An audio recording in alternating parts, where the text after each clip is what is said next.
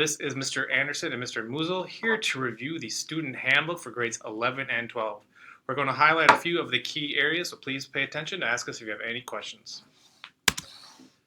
Just as a reminder, the full handbook is available on the Bloomington website, and you are responsible for everything in that handbook, whether or not we review it during this particular session.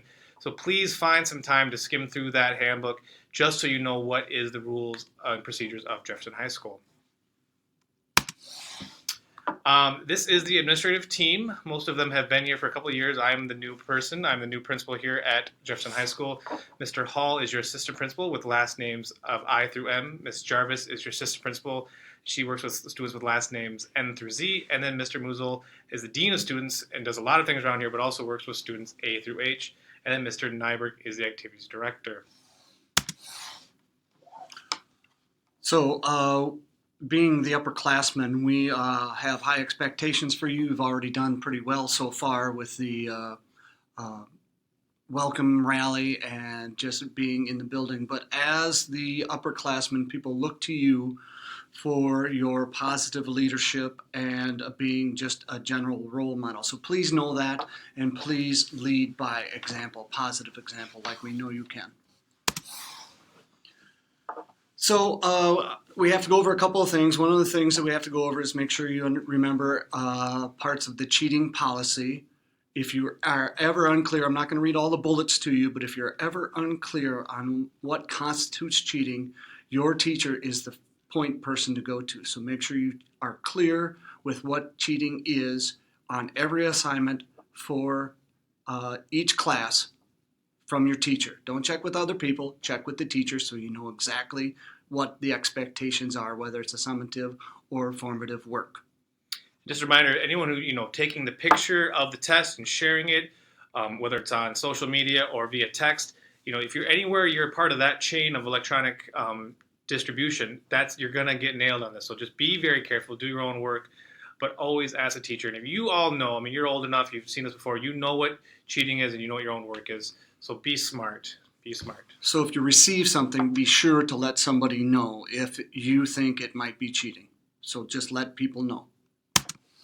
So speaking of social media, everyone's connected, I'm connected. But just remember a few things as you get out into this real world, that anything you put down on social media, it is permanent. It never, ever goes away. So do not post any pictures, any texts, any snaps, et cetera, that you don't want a future boss to see.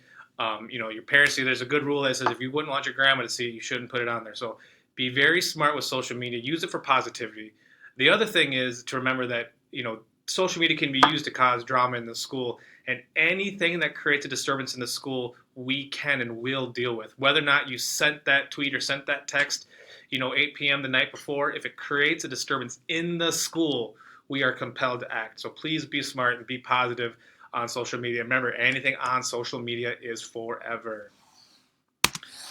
Another new thing this year are hall passes. You may have seen them in your teachers' classrooms already, but every teacher, every classroom has a lanyard hall pass that's specific to that room and specific to the color-coded for each wing. So when you're taking a hall pass, bathroom or water or what have you, take the lanyard hall pass and stay in that area that you're supposed to be. If you get caught outside that area by one of the admin or one of the hall supervisors, we will walk you back one person at a time. And just please use that properly. And again, wear your lanyard hall pass out in the hall so people know you're out with teacher permission. So most of you are familiar with the tardy policy here at Jefferson. If you're within the first 10 minutes of class, that's a tardy. If you're more than 10 minutes late, it will be an unexcused absent. And you also recall that 3 tardies in the same class period does result in an unexcused absence. But here's the new part. Students may lose credit for class once they've accumulated 7 or more unexcused absences in that same class. So you may lose credit once you have 7 or more unexcused absences in that class. So that's new. Refer to the handbook online if you'd like more information about it. The other thing is, if you do lose credit and get an NC on your report card, the only way to make up that NC is by retaking the course. That's a big change. So make sure you understand that if you get an NC for You lose credit because of absences, and you have that NC on your report card. The only way you can get it back is by retaking the course. And then there's a little note down here if any of you have any NCs prior to this year, see your administrator to make a plan to get those credits back. Also new this year, related to the tardies, is we will have lunch detention, and we'll have a lunch detention every day during all lunches. So you might be assigned a lunch detention for being tardy to class. It'll take place above the gym in the dance studio. Well, not really on the dance part, but in the classroom portion. And you'll bring your lunch in there, and you'll be assigned to that time. Make sure you're prompt, and you serve that full detention. If you are late, then you'll have to be removed to detention the next day, or moved to the next day. There's no more after-school detention that we've had in the past. So that's out.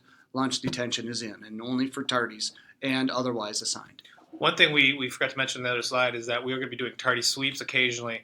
So admin and hall people will be occasionally scooping up kids who are late to class, and they're going to be assigned a lunch detention on the spot. So you may get a lunch detention for having too many tardies built up when we run reports. You may get lunch detention from having too many tardies in a particular teacher's classroom and they write you up. Or you may get a lunch detention if you get caught up, in one of these random hall sweeps. And sometimes you get caught and it's your only one. Sometimes that's the tough luck. So the best way, of course, to avoid this is to be to class on time, always. Online courses. With the popularity of online courses, we've had to come up with some more strict guidelines because of some, people taking advantage of things. So if you're in an online course, you'll be in one of two places. You'll either be in study hall, and if you're in study hall, we'll expect you to be there the whole time, or you'll be out of the building. Just those two places, and if you're out of the building, we'll expect you to be back promptly for the next class. If you come back early, then we'll have to hold you somewhere. Depends upon how much time there is. If it's just a couple minutes, we'll just hold you in front, but if it's longer than that, then we'll figure out where you'll go. But you'll be in one of two places. You'll either be in study hall for your online class, or you'll be out of the building. And that'll happen right away at the beginning of your online class, because if you don't leave the building right away, you'll be expected to be in study hall. Just a reminder, we've had some confusion in the past. If you are leaving school for any reason, you always sign out. If you come in late, you always sign in, and that's just a safety thing. If we need to find you or your parents are wondering where you are, we need to have you sign in and out all the time. If you end up being sick during the school day, you always have to see the nurse. Even if your mom texts you and says it's okay, you still have to go see the nurse. And then the nurse may talk to your parent and you might be excused. If that is the case, then you just sign out on your way out. But always sign in and always sign out. And if you get sick during the day, you still have to see the nurse, even if your parents say that you can leave.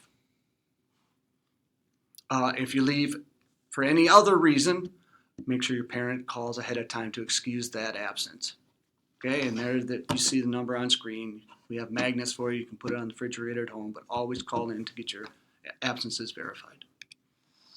So as you go, we're going to have a great year, and as you wrap up your junior, senior year, just remember a couple things about just leaving a positive legacy and try to be the best class you can possibly be the best person you can possibly be, and be that person that when you walk across that stage, we're going to say, we're going to miss that person because he or she was a great addition to the Jefferson community. Be a positive role model for those freshmen, for those sophomore, and for each other. And just work together, work hard, lean on each other, ask for help, be gracious, be humble, be positive. Have a great year. Again, if you have any questions on these items, review the handbook in full that's online or ask any administrator. Have a great day, great year. Thank you. Have a great year, Jags.